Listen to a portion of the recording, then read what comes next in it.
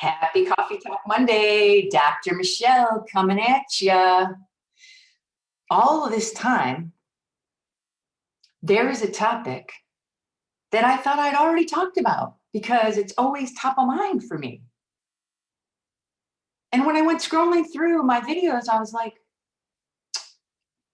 doesn't look like I've talked about this topic. So I am going to do another short series. I don't know how many exactly, but at least 2, maybe 3 videos on mindfulness. Yeah. Today, I want to talk a little bit about what mindfulness is, what impacts it, and why it's important. And then we're going to move on, and I'm going to give at least one exercise to help you develop it. So what is mindfulness? Sometimes I don't use that word because people don't always love that word. But it really is just developing the ability to be present. Why is that important? When we're not present, we can't fully act and respond to things. And we have to develop the ability to be present because that is just not a normal thing for most of us.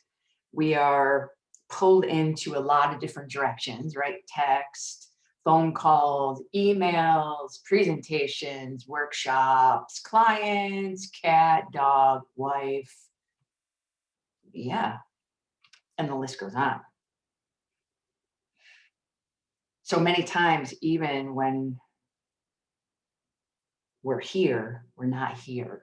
We're thinking about something else. And what happens in that process is if you're not here doing the thing that you want to be doing and you're off thinking about something else, or you're doing multiple things at the same time, you are answering emails, on a phone call, answering a text message, or thinking about a text message. That's what we call multitasking. Now, I don't know about you, but when I was growing up, multitasking was a thing. It was a thing. It's still a thing. It's not as much of a thing, but it was a thing. And so I was always trying to do, and still sometimes trying to do a couple of things at the same time. But what I've realized is multitasking doesn't work because nothing is ever getting your full attention.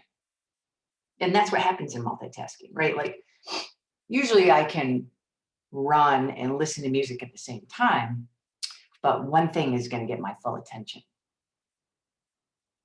And usually, unfortunately for me, it's not the music because I really love listening to music, but I got to be looking for cars. I got to figure out where I'm going to be running. So the music doesn't get my attention. And in that situation, it's not such a big deal, but it really hits home the point that no one thing can get your full attention and your attention's being pulled in different directions. Have you ever been reading and like pages later you go, I don't really remember what I was reading there? Yeah, it's probably because you were in your head thinking about something. And then you got to go back and read those few pages. It's happened to me. Same thing like during any performance type situation. Sporting performance, if you are in your head thinking about that last mistake you made, then you are no longer performing on the field, on the court. You are multitasking. And unfortunately, in that situation, The thing that's going to get your attention is not catching the ball, shooting the ball, hitting the ball. The thing that's going to get your attention is whatever's going on in your head. Yeah, your ego loves that. It's going to hang on. Power, control, that's what your ego wants. And when you're in your head thinking about what if, should have, could have, maybe later, your ego loves that. So you're not able to be present and fully act and respond to things. You think you are, you try to be, but you're not. When I worked in recreation and leisure and taught in recreation and leisure, we would call this time deepening, right? Trying to take the 24 hours and deepen it even further by doing many things. And again, we just can't do it, not in an effective way. So developing this ability to be present, it's not something that we just have or we just do, it's something that we have to develop, is really one of the most critical skills that I help people learn. And it is a learned skill. And it's one of those skills, out of all of the skills really that I work with people on, it's one of those skills that we unfortunately have to keep working on. It's not hard to do, but that we have to keep working on because, again, we're so inundated with things all of the time.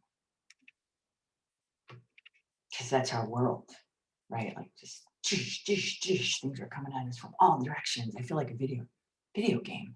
And I just did that right now. And I guess that's really what it looks like and how it feels to a certain degree.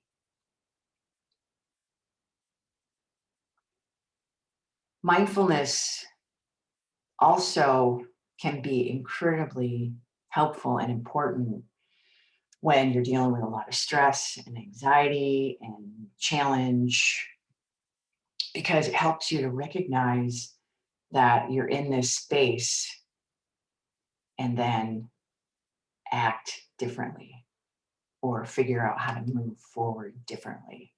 Like, okay, I'm in this negative space right now. Is this where I want to be? No. How do I want to move forward? And mindfulness really helps us to be able to do that and think about that differently rather than, again, like the whole day passing you by and you're like, ugh, that day was not what I wanted it to be. So how can you impact and make change earlier in the day? And part of this is developing the ability to be mindful. Did I talk about everything? Oh, there's so much to talk about. But next week, I will give you an exercise that I have developed that, again, like 99% of my clients use to develop the ability to be more mindful and present.